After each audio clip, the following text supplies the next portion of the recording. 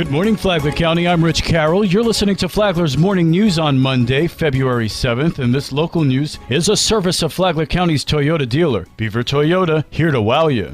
There was another shooting death in Flagler County over the weekend. Flagler County Sheriff's deputies responded to a wooded area off of Old Kings Road North just before 2 a.m. Saturday. Investigators say several dozen teenagers were at a party when an argument erupted, leading to the fatal shooting. The victim, 19-year-old Jamie Bennett Jr. of Palm Coast. Flagler County Sheriff Rick Staley is asking parents to speak with their children who may have been out Saturday night and see if they witnessed anything. In a press release, the FCSO said the investigation is ongoing, and as information becomes available, they'll release that information to the community. Flagler County's COVID-19 picture continues to improve. Flagler saw just over 700 new cases last week, but Medical Director Dr. Stephen Bickel cautions that's still high. That's in the top 10 weekly cases since we've been doing this for 2 years, but it's actually less than half of the peak of this Omicron wave. So that's very encouraging. It was the biggest drop we've had since we peaked 3 weeks ago. It's gone from 1469, 1298, 1185, and now 708. Bickel says hospitalizations in Flagler are flat after peaking at 48 last week. He believes we're nearing the end of the pandemic, with this next month being pivotal. We're moving to this endemic phase where it's in the background. For people vaccinated or people don't care, the risk is not super high these days. For people that still have no immune issues, the risk is substantial probably for the next month. Bickel adds treatments like monoclonal antibodies aren't readily available to treat Omicron. The treatments that we used to have, the monoclonals, the new one that actually works against Omicron, are not readily available. So basically all good things. I think within a month we really are going to be looking at this as kind of a baseline thing, and we're going to be shifting our strategy to kind of resuming normal life.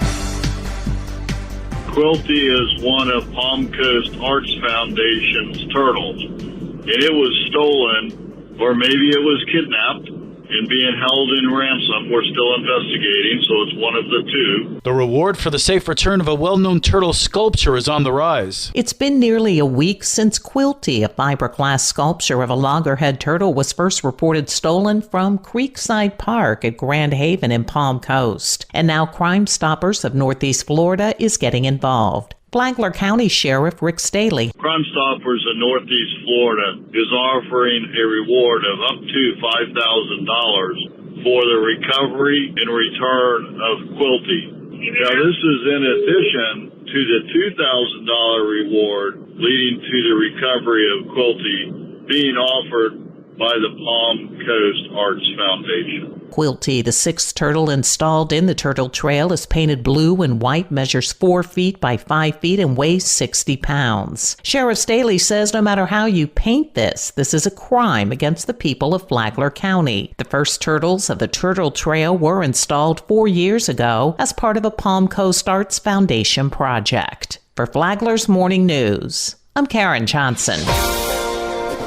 The Flagler County Supervisor of Elections is working to debunk myths voters may have heard. Supervisor Katie Lenhart says one of the biggest myths is that voter registrations from those who are deceased are still being used to cast ballots. There are no zombie voters in Flagler County. So first of all, that's pretty important to know. We do receive death matches from the Social Security Administration and the Bureau of Vital Statistics on a daily basis. We do verify every single signature. You have to be a registered voter in the state of Florida and in Flagler County to receive a mail ballot. When we get it back, we do verify those signatures versus what's on the voter registration record. Lenhart says they also hear from families of those who have passed away. Answering the phone, and I've done it for years when I worked in the office prior to being supervisor. First, we offer our condolences because that's a tough phone call to take. Then they'll want to know, how can I get them removed? And 9 times out of 10, we look up that spouse or that family member and it's already been removed. But of course, the people, they'll call and want that reassurance. A full list of election myths can be found at flaglerelections.com. For Flagler's Morning News, I'm Rich Petchke.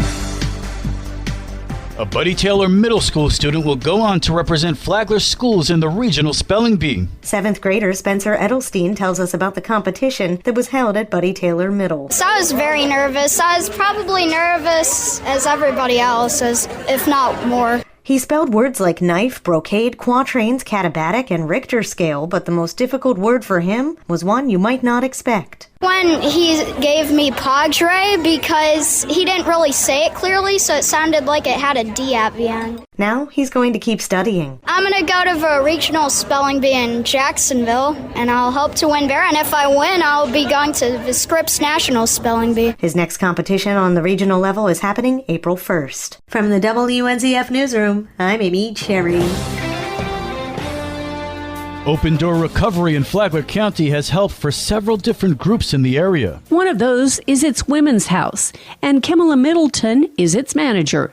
She said that not just anybody can show up and be accepted into the faith-based organization's facilities. I interview and meet people where they're at to see if they're suitable for the environment. If they are suitable for the environment, we take them in. Middleton said she's interviewed at the jail, detox centers, and places where people send her.